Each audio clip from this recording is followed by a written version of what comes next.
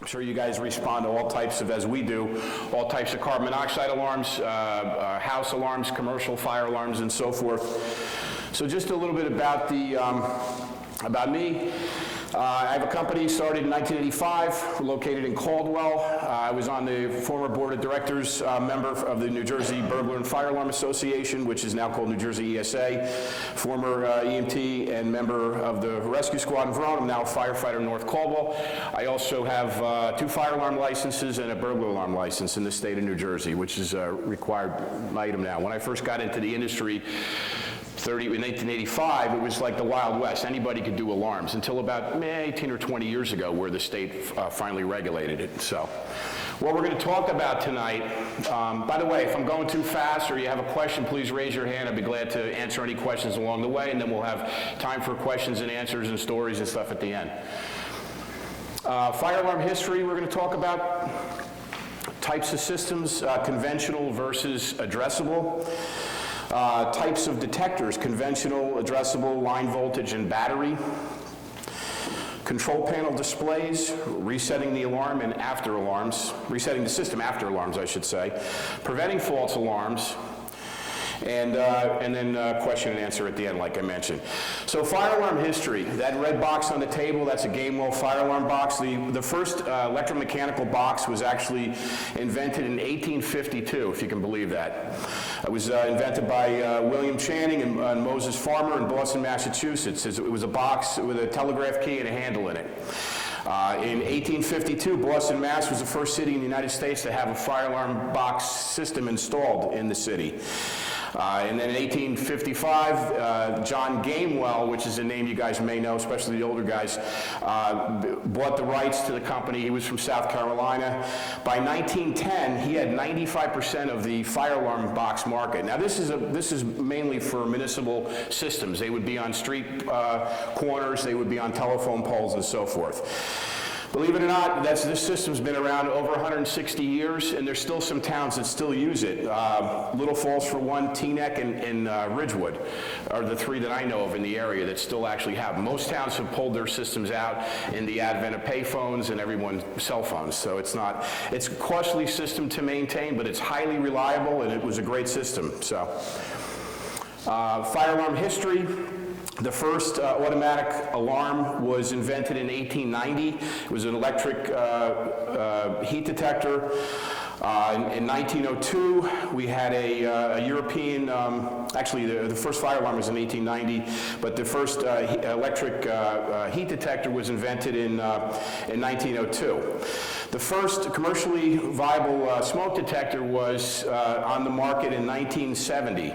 And back in 1970, that detector cost $125. So you can see not a lot of people probably had those in their homes.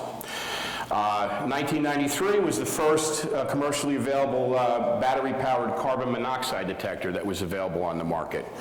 And now you see everybody has them. Types of detectors, we'll go into smoke alarms. So smoke alarms are interconnected. You can have interconnected detectors. This would be like that you'd see in a residential dwelling, new construction. This would be installed. This is a line voltage detector. For those of you who don't know, line voltage is 120 volts AC. This would be installed by an electrician. And these would be generally, to comply with the current code, you'd have one on every floor within 10 feet of each bedroom and in every bedroom. When one sounds, they would all sound throughout the house. I mean, most people know that. They also have a 9-volt battery backup to provide backup for the system. They're unsupervised, meaning there's no signal or no notification to central station. There is, if somebody were to take one of these down, it's not going to put the system in trouble. There's no panel or anything like that. It's just the individual detectors. I mentioned that not monitored by central station, mostly found in homes, and they have a 10-year lifespan.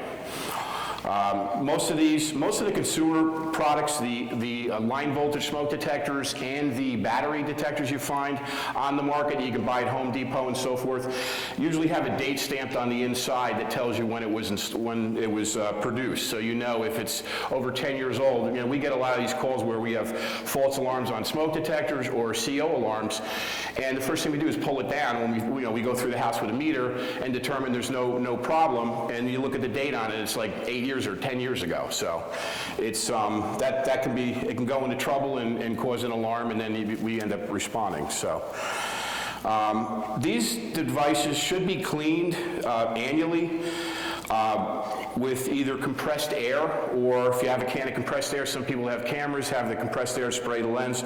You'd get that at a photo store or even probably Home Depot.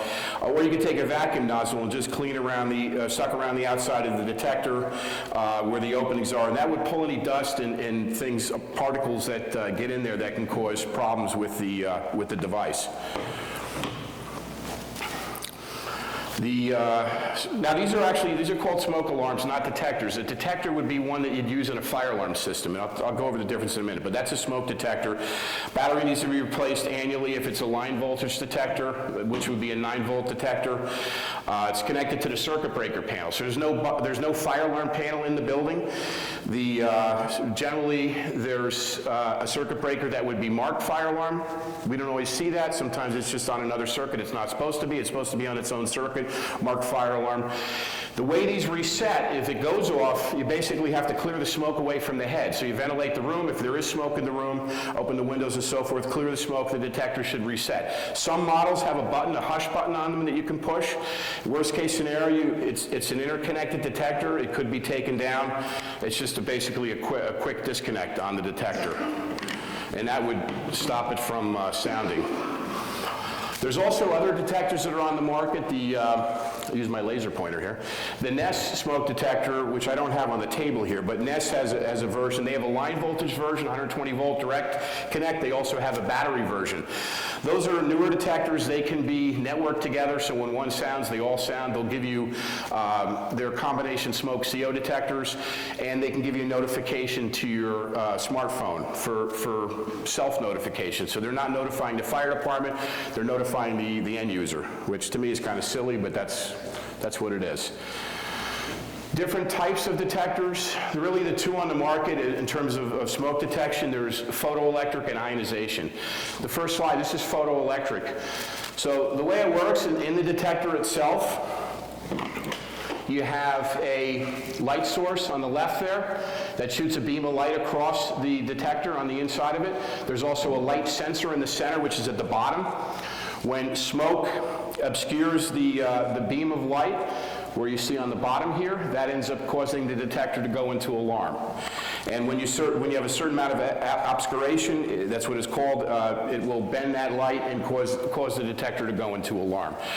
Photoelectric smoke detectors, if you can see the slide, it's pretty small, but they respond faster to fires produced by smoldering fires. So if you have wood papers, so forth, burning in a house, smoke condition, they're going to be very responsive, and that's generally what's used today. The other type of detector is an ionization detector. They're more sensitive to, like, you burn something in the oven, you kind of smell it, but you don't really see any visible smoke. They're very sensitive to that, and they can cause an alarm activation. A lot of the detectors years ago were produced they were in ionization form. They were cheaper to produce, so a lot of people bought them. A lot of the contractors would put these in houses because they were a cheaper detector than the photoelectric detector. Ionization uses a radioactive piece of material inside the detector, and as it senses, as the particles of combustion get into the detector, basically there's a microchip in there that monitors, not to get too technical, but it monitors the flow of current through the detector. When it changes at a certain rate, that causes the detector to go into alarm. Again, it tends to respond faster to smoke produced by flaming fires than photoelectric. Now we're going to... I'm sorry? They are, but I mean, people still have them in homes and businesses, but we can't really get them anymore. Like if you go to Home Depot, you may be able to find one here or there, but on the professional side, commercial and residential installation companies, you can't buy them anymore. It's only photoelectric, okay? Now, going on with types of detectors, this is an addressable detector that we're going to talk about now. An addressable detector is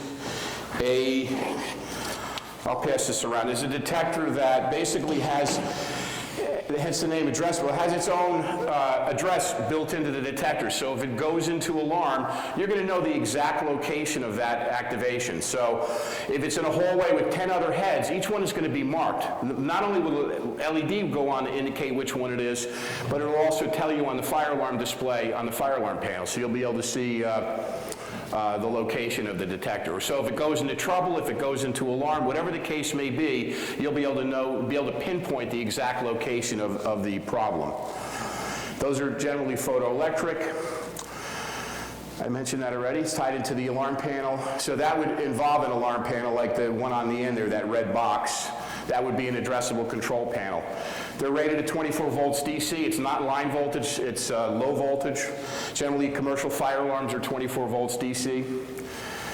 They're supervised by the panel for alarm and trouble. What does that mean? If you take that head down, because the heads are interchangeable, if you take that head off the base, it causes the panel to go into trouble. It doesn't cause a fire alarm, but it causes a trouble on the panel.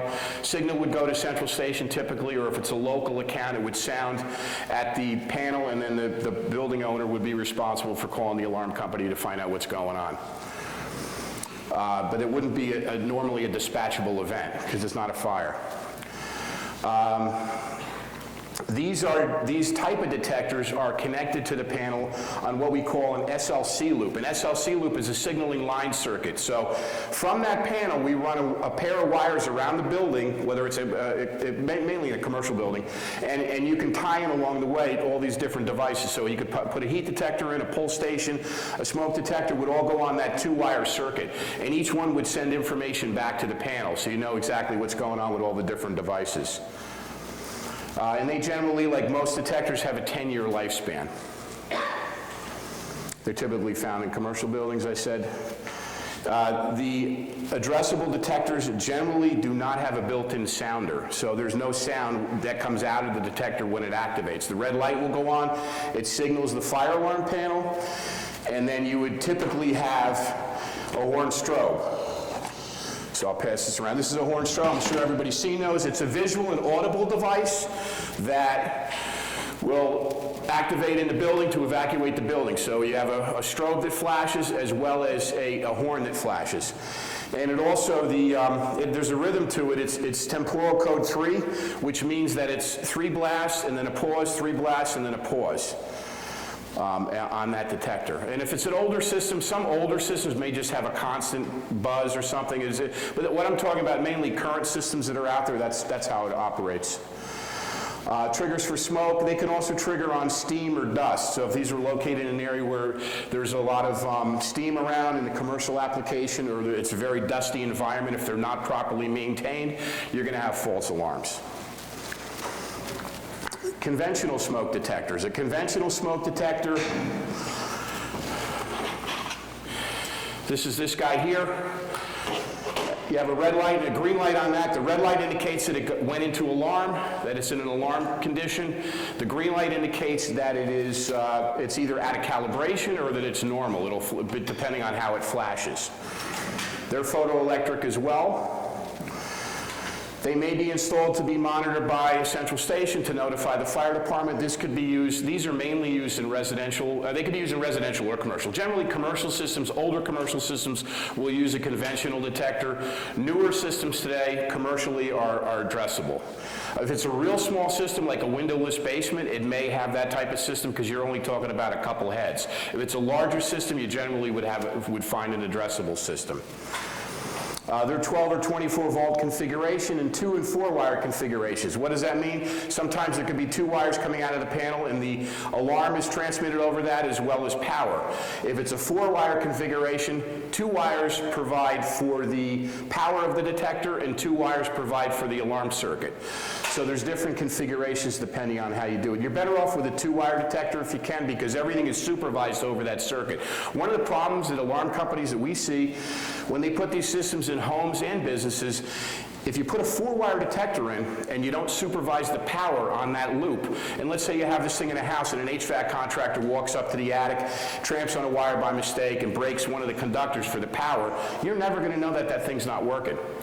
Whereas with a 2-wire, if one of those 2 wires breaks, you're going to know that there's a problem. But there is a solution for that. You can put a power supervision relay in, which is a relay that goes at the end of the line. If a detector loses power, it'll cause the system to go into trouble, so you know something's going on. So in a residential application, you may have a keypad like this, which could be a combination burglar fire alarm keypad that would sound that there's trouble on the system. Or if it's commercial, you'd have a fire panel like that or an annunciator like that. The detectors are wired into a zone on the panel, so if we compare it to addressable, you have that 1 pair of wires, each device is tied in. If any one of them sounds, we know exactly where it is. A conventional system, you have what's called a zone. So the zone would come out, that would be a pair or 2 of wires going around the building, and you may have, say a multi-story building. You have a fire alarm that comes in for zone 3. Zone 3 could be this long hallway. You may have 5 heads in that hallway. So now what you got to look at is which head caused the alarm. You look at that by seeing which detector has a red light on the base. So before you go and reset the system, you want to make sure, hopefully the occupant didn't reset it. You want to go through and see which detector triggered the alarm. Whereas as an addressable system, it's normally in the memory. So even if they cleared everything, you can go back in the memory and see which one it is. Or if it's reporting to central station, we would have that information. It would come in zone 5, basement, left side smoke detector, whatever the case may be. If anybody doesn't understand anything, please, jump in. Yeah, I mentioned that with the red light and the green light. So, mainly found in homes and businesses. 10-year lifespan on these detectors as well. Now, you notice the commercially available, professionally installed models, a lot of times they don't put dates on them, because I'm not really sure why, but I think because they're generally maintained, the fire code requires us to maintain the system annually, provide an annual inspection report. So when the system is first put in service, we will have that information documented. So we'll document it so we know it was put in today, so it's good for 10 years. So we'll know in 10 years, it'll flag us and say, hey, these heads have to be replaced. Manual pull stations. There's 2 types of manual pull stations that are available. The one on the left is we'll go here. One on the left is a single action. The one on the right is a dual action. Basically, the difference between the two, one has just one T-bar handle on it. The other one has a bar you have to push in and then pull the handle.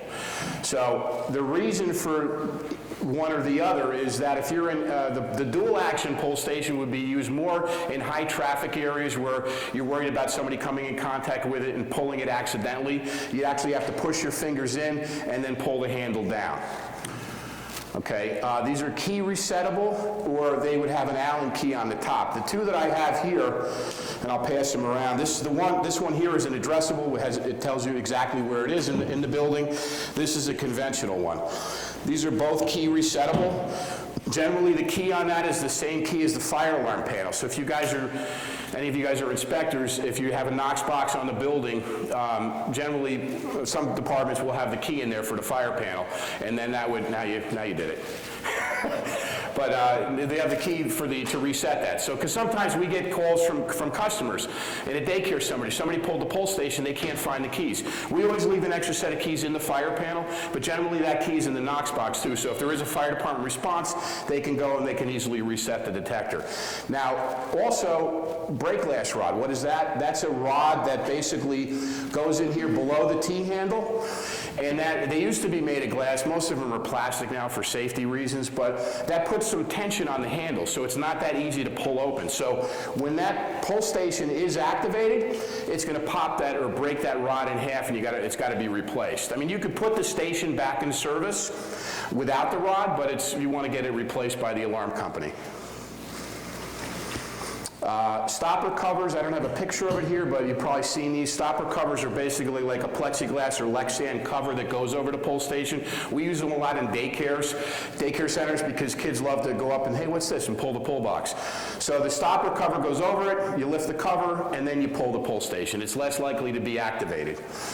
Some of them, they have two different versions of stopper covers. Some of them have a horn, an 85 decibel horn. When you lift up the cover, that activates a horn in the cover. The other is it just opens up and then there's no sound. We prefer to use the ones without the sound. Most fire officials feel the same way, because the problem is, in the past, when you go to pull that, if you say you want to transmit an alarm, you pull the cover, the thing starts buzzing, you think you've activated the fire alarm, then you run out of the building. Nobody's going to show up because they didn't actually turn in the alarm. So this way you have to pull the cover and then pull the pull station. Any questions? They're generally located also within 5 feet of an exit door. Types of detectors, again, duct detectors, duct smoke detectors. These go in the HVAC system in a building. And I hope I'm going to get all this stuff back. I see everybody looking at this stuff like stuff's not cheap. That's a duct smoke detector. That goes in the air duct in the HVAC system.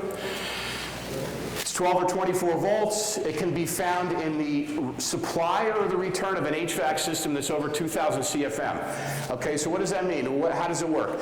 You have a smoke condition in the building, smoke gets into ductwork, it gets pulled through the ductwork. The idea is that it'll shut down the HVAC system.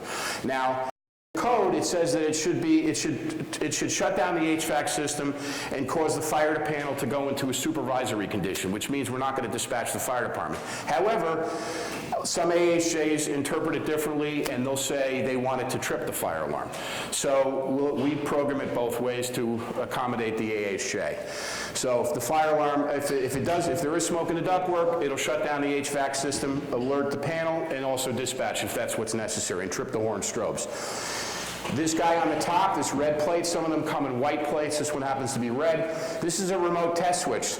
Some guys that put these in, a lot of these are put in by mainly HVAC contractors, or in the larger systems, they actually come in the unit itself, like rooftop units or units above ceilings or in attics and so forth. They're pre-installed. What we do as an alarm company, we run a pair of wires to it basically to supervise it. The rest of it's wired through their HVAC system. We have nothing to do with that. But there is a remote test switch that's put in, so if this thing's way above the ceiling and you're walking down a corridor, you may see a plate on the wall, and that'll, generally, if it goes into alarm, that would have a red light on it to indicate that's the one that caused the alarm. There's also usually a test switch on there that's key operated. So like if we're doing an inspection, or if you guys wanted to do an inspection or something, you could put the key and turn it and put it into alarm without having to go up in the ceiling and remove tiles and all that kind of stuff. It's a way to remotely test the unit. And, yeah, I mentioned all that. Any questions on this so far? Can require somebody to report or anything? Generally, I mean, it's you know, I've seen it in different situations, but generally it's like anywhere from 5 to 10 duct lengths away from the unit itself when it's installed. Now, with that detector, that thing that's the duct detector that's going around, if you turn it over on the back side, there's like 2 holes. I should have had it up here to show everybody, but that's all right. You have basically, depending on the size, the width of the duct, there's sampling tubes that go in there. So the sampling tubes almost looks like a flute. It has holes punched in, it's perforated. It has holes punched in the side. That connects, and that thing slides into the ductwork. So it's constantly sampling the air. The air is going through the ductwork, through the detector, and then out. And that's how that's how it functions. Sampling tubes are 3 to 5 feet in length. They can be cut depending on the width of the ductwork in the building. And these are mainly only ever found in commercial buildings generally. And those are addressable and they can be addressable and conventional. So it says, that's where I put it at the top. So it depends on what system you're speccing. They make a conventional that'll work with any fire panel, and then they also make an addressable which will identify which one. Yeah, absolutely. Projected beam smoke detectors. Has anybody ever seen these things before? Yeah. These are pretty cool.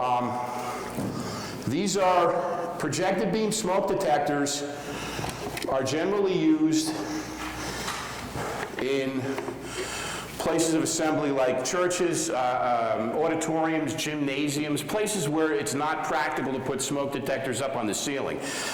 This is a reflective panel. This is the actual head itself. So this would shoot a beam. You'd have this on the one wall up high. You'd have this on the other side. And that would shoot a beam across. When it detects a smoke condition, smoke rises, it's going to trigger the detector. Now these things, you can actually put them 16 feet apart.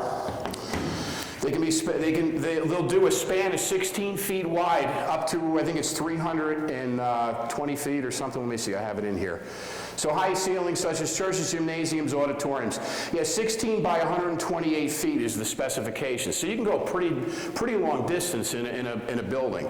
Because if you put spot detectors like the ones on the ceiling here, up 30 feet, they're really ineffective. It's almost like a heat detector, because by the time that thing goes off, by the time that smoke reaches that detector, the place is going to be pretty well involved. So this is a faster way to detect, and it's a good system. Now there's also fail-safe too. Like if we find these, like we do these in churches sometimes, and around the holiday season and stuff, sometimes they'll put up banners and things like that. If that thing is obscured or blocked immediately, like from 1 minute the beam's there and then it stopped because they put something up in front of it, it causes the detector to go into trouble. It doesn't cause an alarm. But if there's a slow blockage of the detector, then that would cause the detector to go into alarm.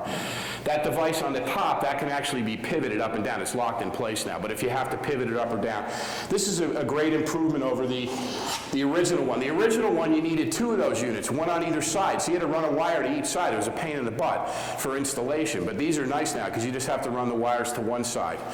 Those are generally, those can be conventional or addressable as well. Okay. Yeah. Is there a certain height that's required for the beam? There is, in terms of, it depends on the building. I mean, there's the design, and every installation is different. You have to figure out the specification, but there's, you generally would have it a few feet off the ceiling, and it depends on, like, if it's a gymnasium versus an auditorium versus, there's different, but yeah, there are requirements for that, but it varies, okay? This is the only guy asking questions, too. Come on. This also has a remote test switch. So instead of putting a ladder up and climbing 30 feet or getting a scissor lift or something like that, you can test this from a lower level to make it easy. They're also reset by a key, right? Yes. Yeah, the remote test switch could be also key resettable. It'll tell you, it's the same thing like the duct detector. It's a single, some are single, some are double gain plates, has a red light on it, and it'll say, sometimes it'll say duct smoke detector, or it'll say duct smoke like the other one, or it'll say beam smoke. And then you can reset it with a key. You can test it and also reset it with a key. Or in some cases, if it's tied directly to the fire panel, you could reset it from the fire panel. All right, heat detectors.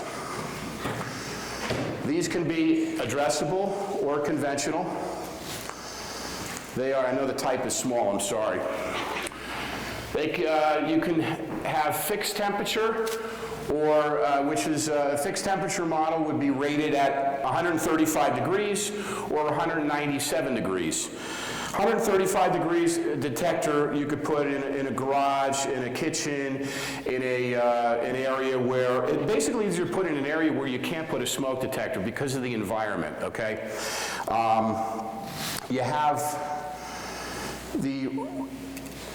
let me go back a second. The fixed temperature, so this disc in the center is rated 135 degrees or 197. So in an attic, you'd put a 197 detector. You'd never want to put a 135 in an attic because you get a false alarm. You get the first hot sunny day, sun comes from behind a cloud, heats up the roof in an attic, this thing's going to pop out and trigger a false alarm. And that sometimes unfortunately happens if they don't put them in right.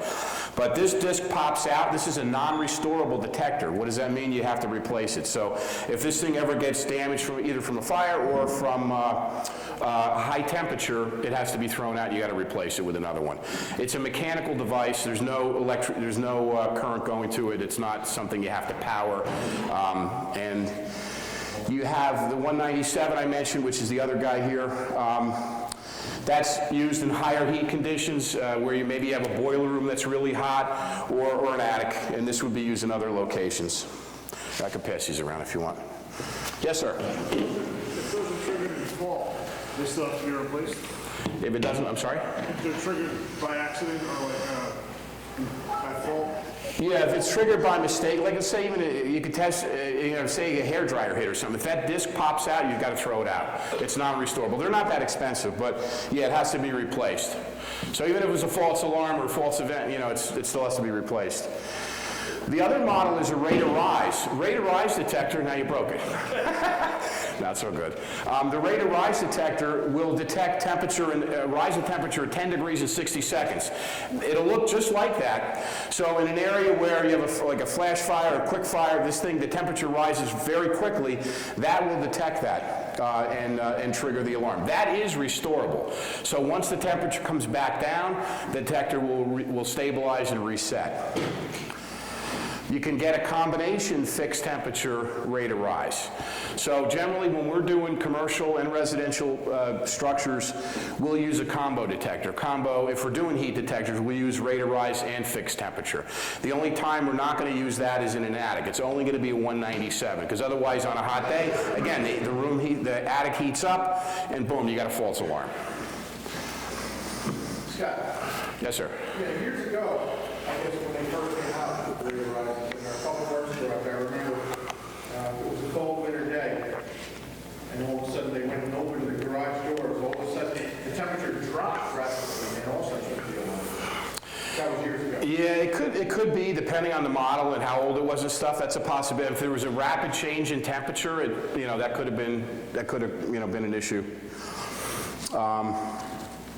They're used in homes and businesses in areas where a greater chance of fire could occur, but not suitable for smoke detectors because of the environment, such as garages, kitchens, garages, attics, laundry rooms, boiler room, places like that.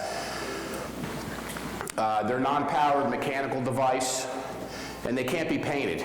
You'd be surprised how many people I've seen at homes we've been in over the years and the thing's painted. Painter comes in, they just paint everything.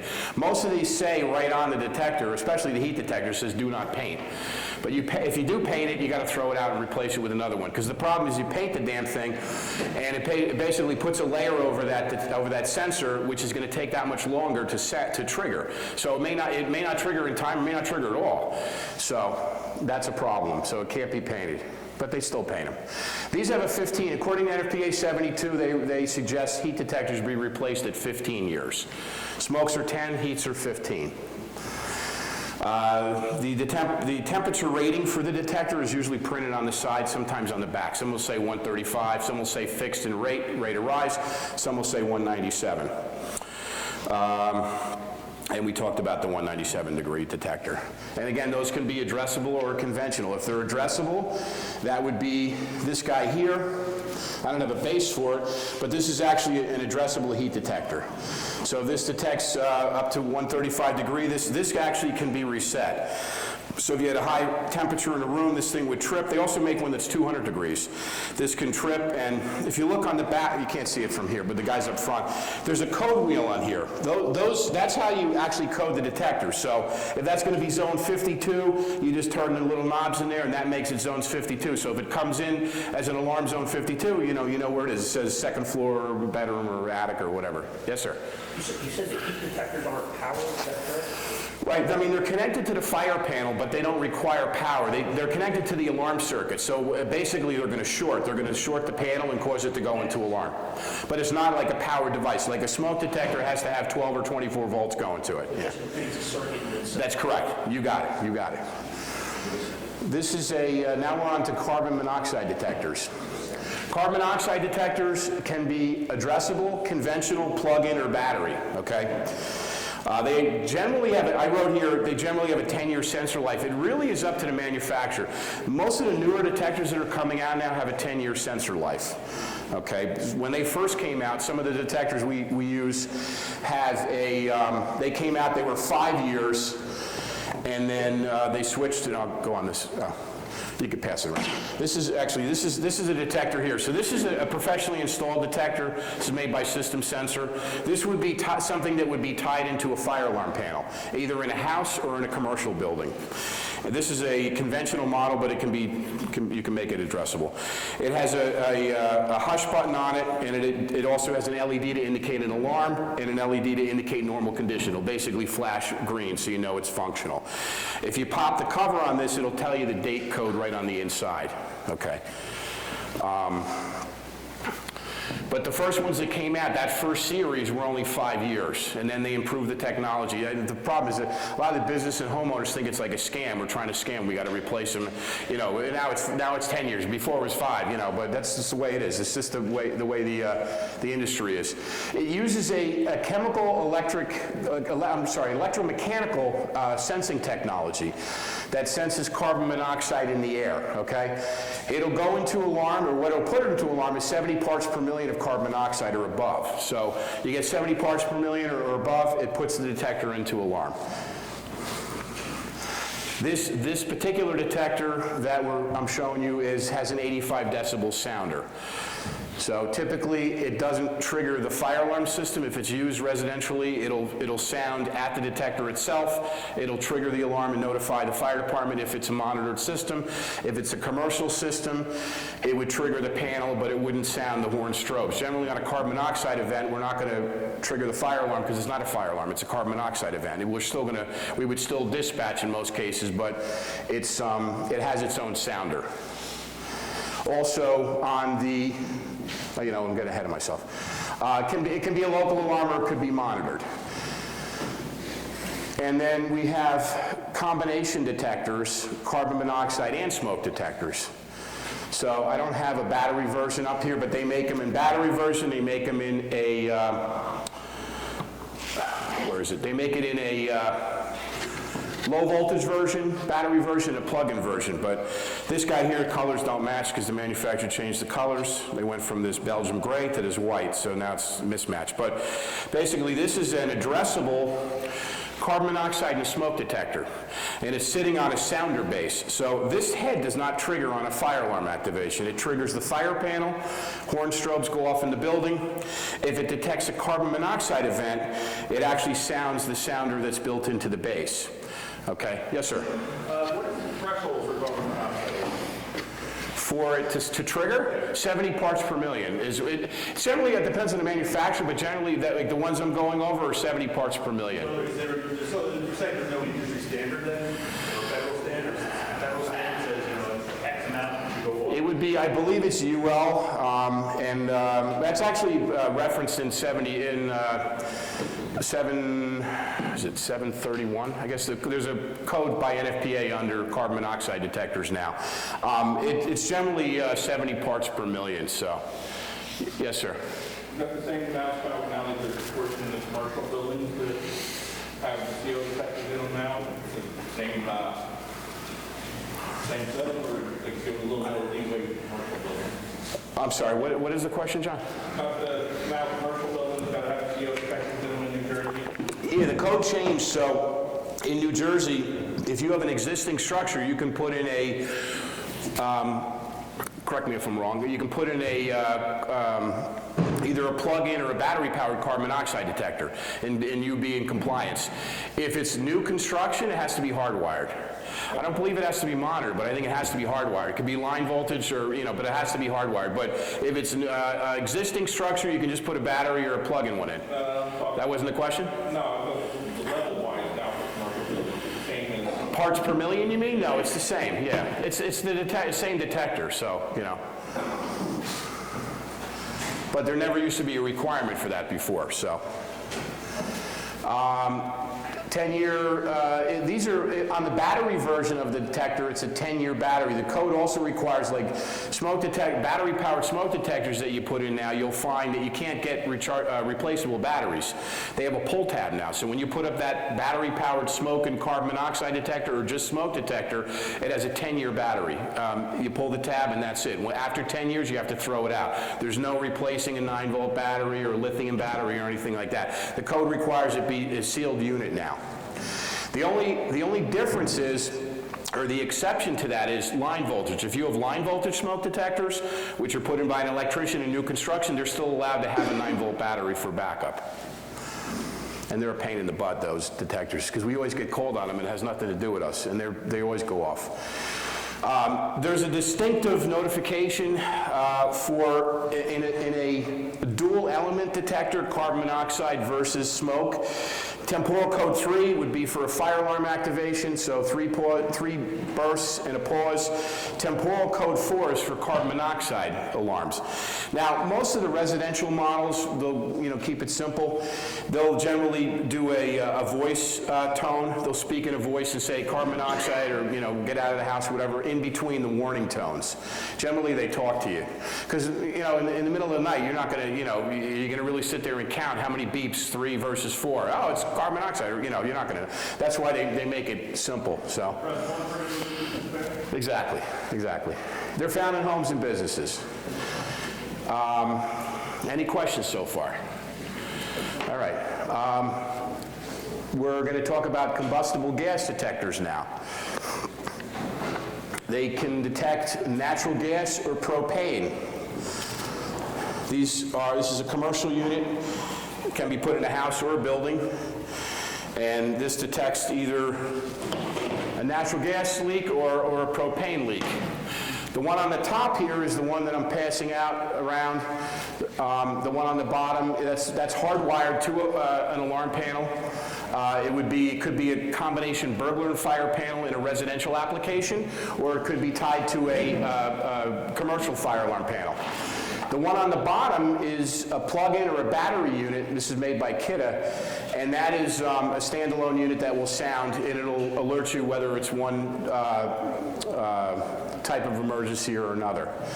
They're plug-in or hardwired, plug-in or a battery, or they could be hardwired.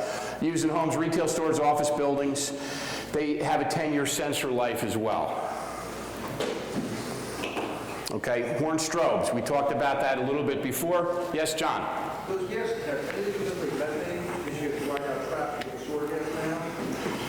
I don't believe they would trigger for methane. The company that makes that detector makes a lot of different types of detectors, including CO2. Some of these places now have a lot of CO2. I don't know if you guys have come upon that, where we put some alarms in a gas station. We did a system where it would alarm on a CO2 leak in a. They had the CO2 for the soda machine for the soda. I'm sorry?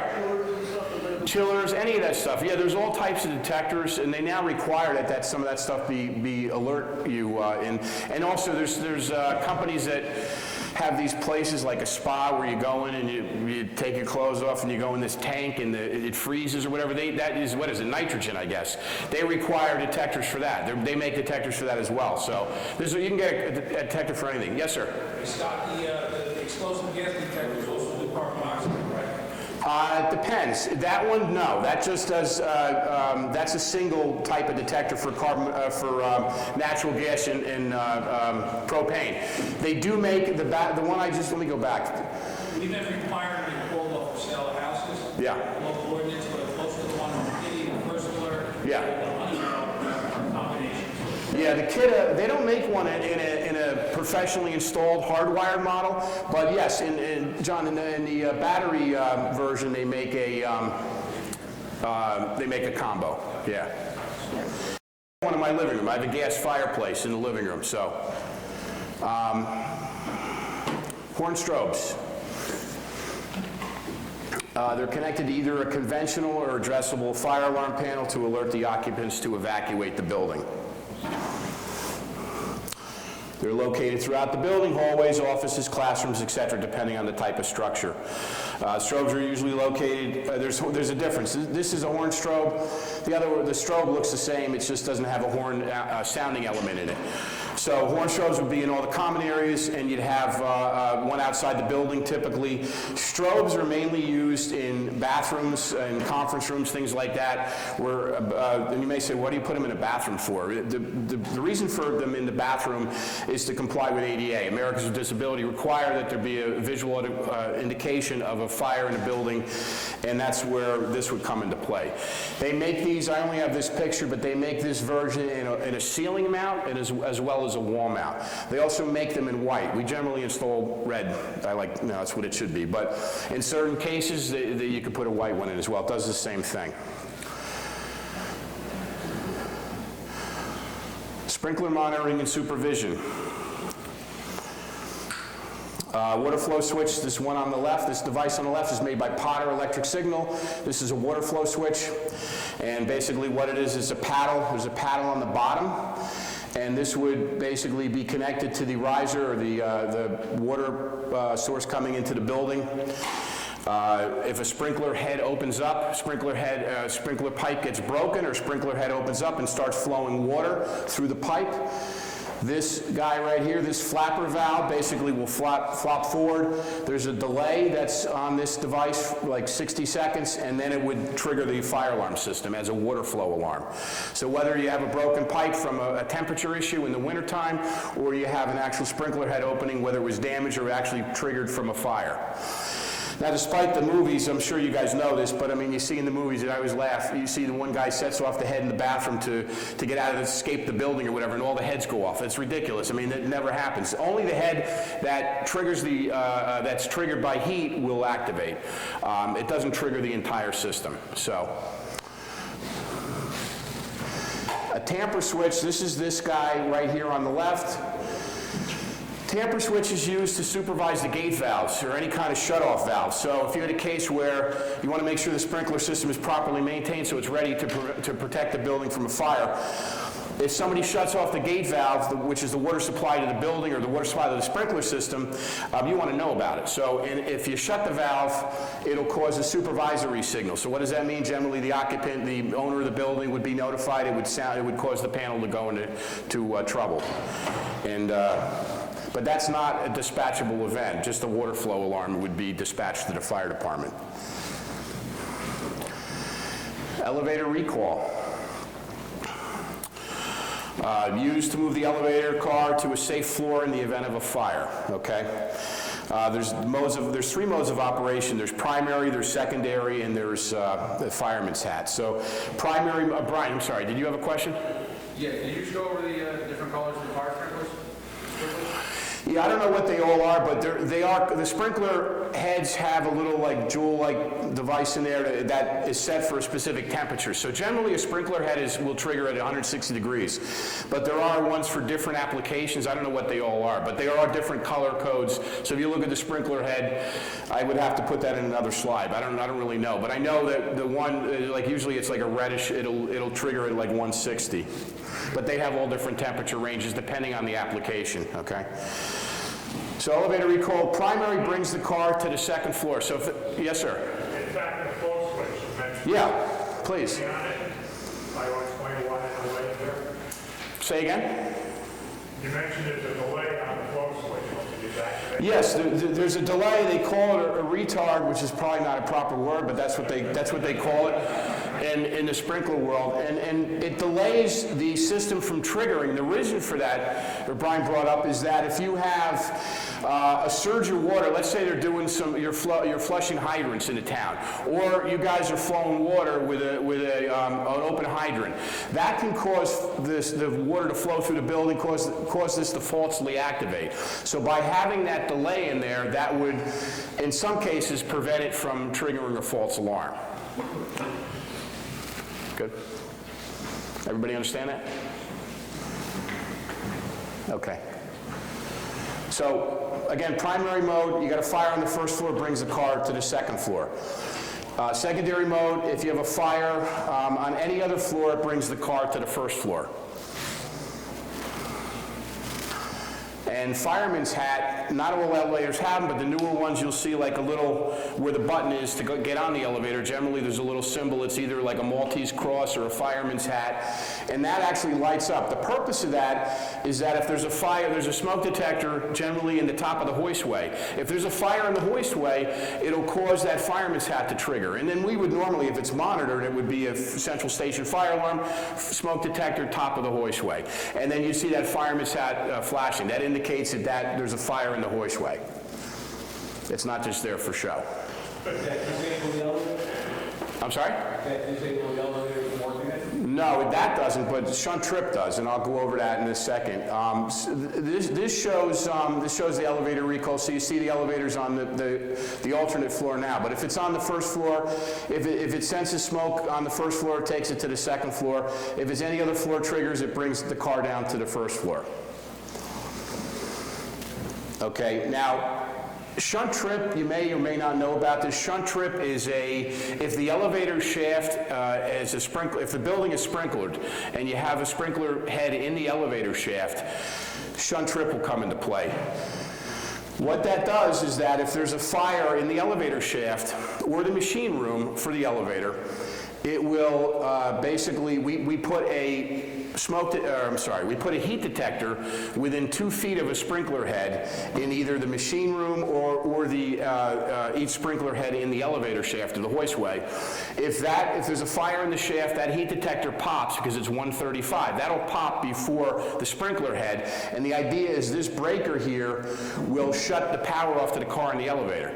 So if you have a fire in the elevator shaft, the head pops, shuts the car off, you're basically trapped in the elevator. To me, it's a little crazy, but that's in the elevator code. That's required if the elevator shaft is sprinklered. So it shuts off power to the car. It's only required if the elevator shaft or hoistway has a sprinkler head in it. And it's required in the shaft itself. If there's a head at the top of the shaft and one at the bottom of the shaft, it's required one on the top and bottom, as well as one in the machine room. This is a heat detector I'm referring to. The fire alarm panel has to be reset along with the shunt trip breaker in order to restore power to the car. So if it went off falsely, something happened, the detector was faulty, you'd have to normally reset the breaker as well as the fire panel in order for it to reset. And again, I mentioned that, they're in the hoistway. Have you guys ever run into this? Any problems with this? No? All right, on to panels and remote enunciators. A lot of people may have seen this. This particular manufacturer is made by Honeywell. It's a Silent Night 5860R. It's a remote enunciator or remote fire alarm keypad. Okay? This keypad is a bad slide, so I apologize, but people always ask me, well, how do you properly reset the fire alarm system? If you guys go out, I know every town has their own SOPs for a response to a fire alarm, and they don't want to touch it, the building owner does it, or the building owner doesn't do it, or they have to call the alarm company, however you guys do it. But it's very simple, and you can't really break the system, as long as you don't start taking the thing apart with a screwdriver. This is enunciators are normally located near the main entrance. They're for the fire department. So when you guys respond to a call, it's in, say, a multi-story building or something, normally one of these would be in the hallway of the building, so you don't have to, because the fire panel, that guy on the corner there, that may be buried in the basement or an electrical room in the back of the building or something. So you guys don't have to traipse through the whole building to see what's going on. You can come right to the enunciator. It'll generally give you the location of the alarm and any kind of trouble or events that are going on in the system. There's arrow keys on these, and there's a lot of different companies that are out there, but they're similar in operation. You could just kind of arrow up or arrow down. It'll show you what's going on with the system.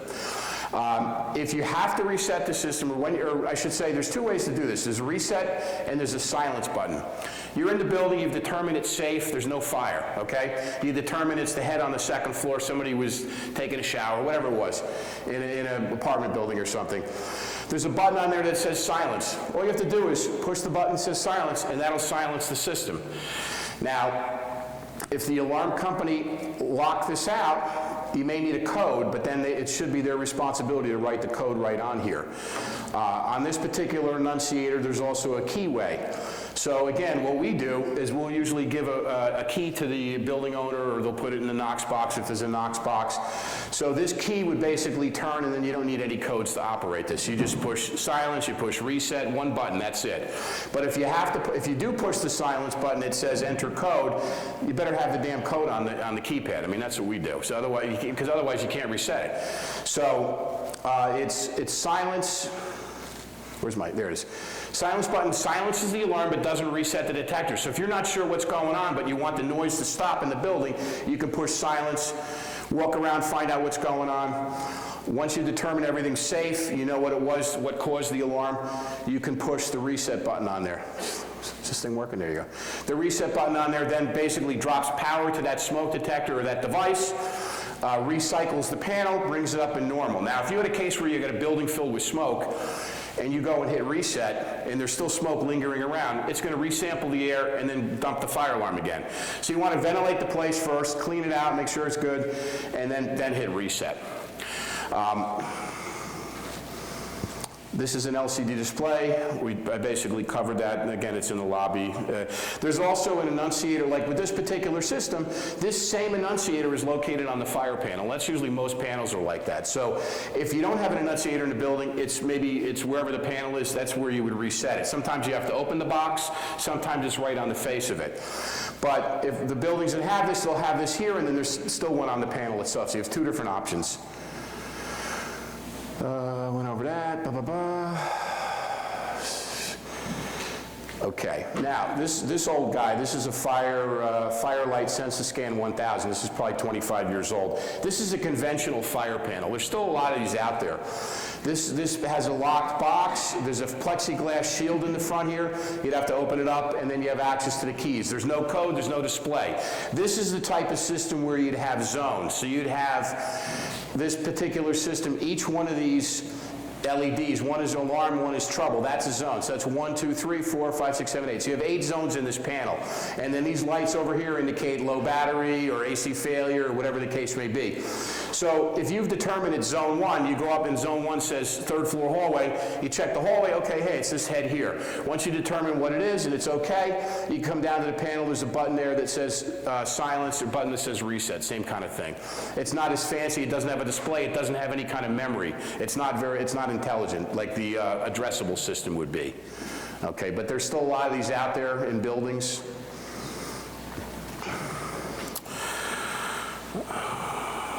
Let's see, reset. All right, causes of false alarms. How am I doing on time? False alarms obviously are dangerous and costly. You know, what I try to tell my clients when we're doing systems, I said firefighters have been killed responding to false alarms, volunteer and career. And you got to be very careful what you're doing. If you're doing work in the building, you make sure you put the system on test, or you cover the heads. So some of the causes are properly not maintaining the systems, annual inspections. They don't have annual inspections. Maybe the fire department's too busy. They're not following up in that town, and they're not getting the inspections done. Or maintenance isn't being performed. Customers not putting their systems on test with Central Station when contractors are working in their house. We get that a lot in North Caldwell. We'll go to a false alarm, and you get to the house, there's like two painter's trucks in the driveway. It's like, well, you gotta be kidding me. So the customer's home didn't think about it, and the place smells to high heaven, and it's dusty, and they're sanding this wall, and, because the smoke detector is susceptible to dust, steam, obviously smoke. So if you go in there and you sand this wall, there's a pretty good chance that smoke detector is going to go off from the dust. Not covering devices during construction. So again, they're sanding the wall, they don't have the device covered. They should cover it during the construction and take it down afterwards. Otherwise, it could get to the point where it's so dirty that the detector has to be replaced. It can't be cleaned out. We had a woman years ago in Cedar Grove in a residential house, set off her alarm multiple times. She finally let us come in and reset and check the system. Pulled down the smoke detector. The thing was filled with baby powder. I'm like, what the hell? She's like shaking it on in the hallway. I mean, it was just bizarre. So you never know what you're going to find. And this house was very clean. It wasn't like a dirty house. So you never know what you're going to find. But dust gets up in there. It has to be cleaned. It has to be maintained. You don't just put it in and forget about it. Improper installation or misapplication of a sensor. Example, smoke detectors in an attic. I've seen architects spec smoke detectors in an attic. It's ridiculous. First of all, it's a powered device. An attic is an unheated environment typically. It gets very hot, it gets very cold, and it's very dusty. You ever go up in an attic and do work in an attic, come down, you blow your nose, you get all that crap. All that stuff gathers in the smoke detector, and then you start having false alarms. Also, too close to the kitchen. And speaking of the kitchen, I don't know how many of you have seen that new ADT commercial. Not to knock them, because I'm sure they're a good company, but they have this new commercial where the dog jumps up, I guess, to get the bacon or something, sets the kitchen on fire. Then you see the next thing where the technicians and they're putting the smoke detector in the kitchen. You would never put a smoke detector in the kitchen. It's the dumbest commercial I've ever seen. So, there's a proper spot for those. You put it in the kitchen, the thing's going to go off all the time. And I've seen them in my travels in 35 years. I've been in residential homes, businesses, and you go in, you see the detector in the kitchen, and you see the door open with the battery missing. First of all, it shouldn't even be put in here, So, also, I mentioned kitchen, bathroom door. Why the bathroom door? Your daughter's in there taking a hot, steamy shower. There's no fan in the bathroom. The window's closed. The door goes open. All the steam goes out in the hallway. Boom, you got a false alarm.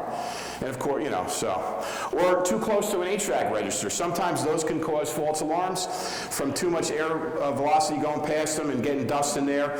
The other thing is the code requires when you locate these devices, residential and commercial, that they be at least 3 feet away from an air register. They be 3 feet away from a fan. The reason for that is that if you had a fire in the house, you don't want this air register to be blowing this HVAC system on that detector, keeping the smoke away from it. So it'll take that much longer for the smoke to get to that detector to trigger it. So that's why they require at least a 36-inch spacing between that. And what's always fun, we'll do construction, we'll do new construction, we'll rough the building in, lay all our detectors out per the drawings, come back and find that there's an air duct right next to our smoke detector, because the HVAC guy came in after us, and now everything's finished. We're like, okay, this is great. Customer not properly trained. Sometimes these guys put these systems in, they're like, oh, here's the booklet, there you go. They don't teach them how to use the system. So it's, that's a problem. Leaky roofs can be a problem, Kevin.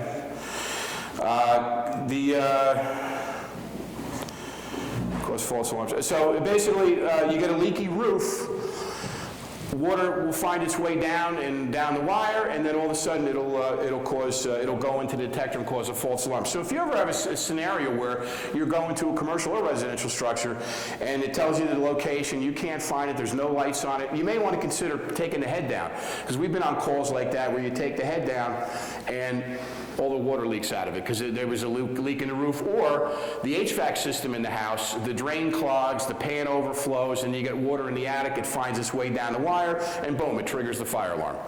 So those are causes as well. Fire hydrants flowing water, not as much anymore, but that can happen if you're flowing a lot of water. It could cause the sprinkler system to go off in a building, Out-of-date equipment. Detectors that are out of calibration. The reason NFPA 72, the National Fire Alarm Code, suggests smoke detectors be replaced at 10 years, they've found, studies have shown that the detector, the sensitivity or the calibration sways. So it can become more sensitive where it's more likely to false alarm, or it can become less sensitive where it takes that much longer to respond to a fire. So it's important we keep to that 10-year rule.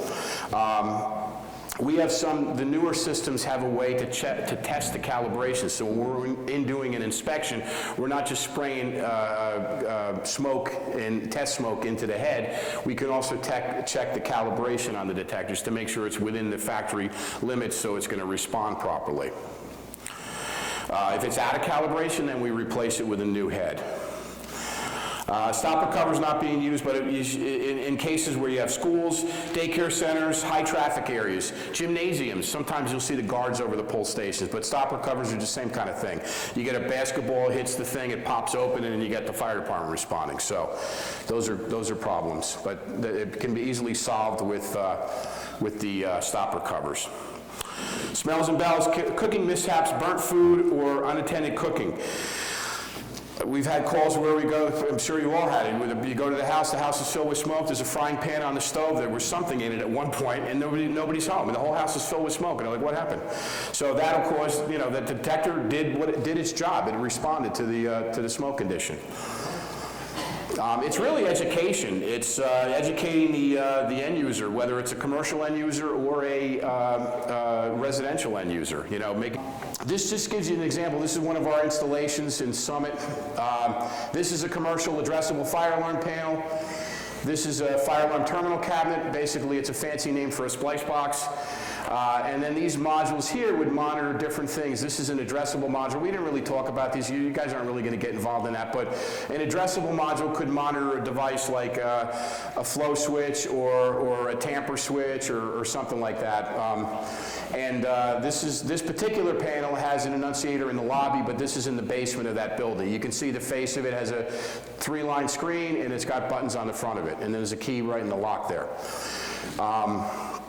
So that kind of concludes my presentation. Does anyone have any questions? I hope you got a few questions, maybe. John, you mentioned before on the toolbox, the key way that opens it up. Yes. Also on the attenuate panel, that key is the same as the key for the... Typically it is, yes. Firelight and Silent Night, most of them are keyed the same. I can't speak to every panel that's out there, but most of them are the same keyway for the panel and for the annunciator. For the panel and for the pull station. Some older versions of pull stations, I don't have an example here, have like an Allen key in the top. So you basically take an Allen wrench, spin it, and then you can open up the box and reset it. But yeah, most of them have a key, are key resettable. Yeah. Look at the powder, dyeing them. No, there was a company that made them. They were more on the street boxes, the Game Wall street box, which is this guy right here. They used to put like a powder on it that if somebody pulled the box, you'd have a black light. You could like shine on your hands and see who pulled the fire alarm box. You could do the same for boxes or for small pull stations, but we never used it. But there was something out there for that. We had that issue a long time ago in college. In Caldwell, yeah. In the building, you had it, yeah. We actually made the students stay out there and picked everybody on the way back in. We actually found people. Yeah, no, that's good, yeah. That's a real problem. So does anyone have any other questions? Yes, sir. Mark. I called you John before. Mark, sorry. A lot of Chinese knockoff detectors. Yeah. People are buying on Amazon. Residentially? Yeah. Yeah, there's a lot of stuff out there. It's crazy. I mean, I generally, tell people that, Lowe's, Home Depot, the Ace Hardware, they all have reputable stuff. Kidda is pretty good. But yeah, the problem is you can go on Amazon now. You can get all kinds of stuff. You want to make sure that the equipment that you're using is UL listed. Some of them are factory mutual listed. Some are UL listed. Some are, may even be California State Fire Marshal listed. So if you see any of those listings on the detector, it's pretty safe to use. But there are a lot of knockoffs. You're right, Mark. Yes, sir. Central station monitored system. Yeah. You get an activation and the system's unable to be reset. It's got trouble. Right. System. Right. Is that building still providing fire protection if the head were to go off somewhere else in the building? On an addressable system, yes. On a conventional system, the zone would not be able to go into alarm. So let's say you had a 5-floor building and 5 zones. Zone 5 went into alarm. That whole zone would be out of service until you reset it. But every other zone in the system would function. On an addressable system, if it wasn't reset, just that head would be out of service. Okay. Yes, sir. Question about Sure. Alarm boxes. Sometimes when you open them up, they're nice and neatly wired. And Yeah. There's and then also sometimes there's a bunch of resistors and shit. Sure. What's the right way for them to be wired? Like the resistor's supposed to be in the box or? No, the resistor's supposed to be at the end of the line.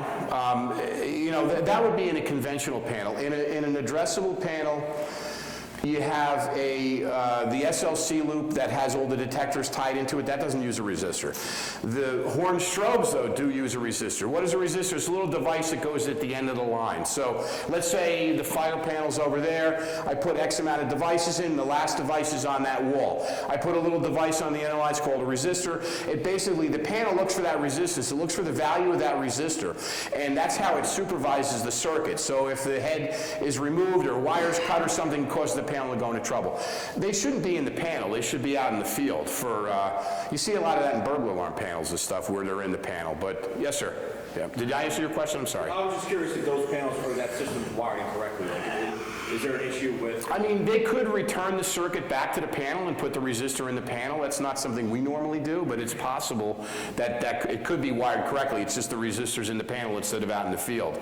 But most of the time I've seen it where it's not, they don't wire it properly. They'll leave resistors right on the terminals, and then they'll put the wires on the terminals. So basically that circuit is satisfied, and the panel's satisfied that it's okay. But if something happens to the wiring, you're not going to know about it. It's just pretty scary. Yes, sir. Yeah, you kind of lost me with that, the addressable system, if you have one head out, Yes. that zone will still operate. So can you reset that system? Sure. I mean, if you have an addressable system where you have one specific head in alarm, right? It detected smoke. The smoke is clear now. You'll hit read or silence, which will stop the horns from going off. You'll hit reset, and that would reset it. If for some reason you couldn't, like his question was, let's say it kept going off. You'd reset it and then it went off again, and you wanted to leave it inactive until the next day, until someone could come and service it. You could do that, and that would just disable that one detector. The rest of the building would still be protected with that. The only time that wouldn't be the case is if you have a conventional system where you have a zone. You'll have in a hallway with, say, 10 detectors in it. That one detector is an alarm. Every time you reset it, it keeps going into alarm. If you don't reset it, that whole floor would be out of service. Not the detector, the whole floor. Well, will the system let you reset? Because we run into especially in the schools, Yeah. where you've got a bad head, and you can't reset the system until they replace that head. That could be the case. If it's a malfunctioning head, yeah, that could be. It's a pain in the butt, but yeah, it could go out. You reset it, and then it goes off again. So. You can't reset the system. It's safe to say that they have no fire. Well, for that specific head or for that zone, they would have no fire alarm. I mean, there's still, in other words, if on the other end of the school, zone 52 comes in the science wing or something, that would still trigger an alarm and cause the system to go off. Just that one device would be out of service. But if you're trying to reset and it keeps going off, yeah, you can't. You have to leave it until it gets serviced. Okay.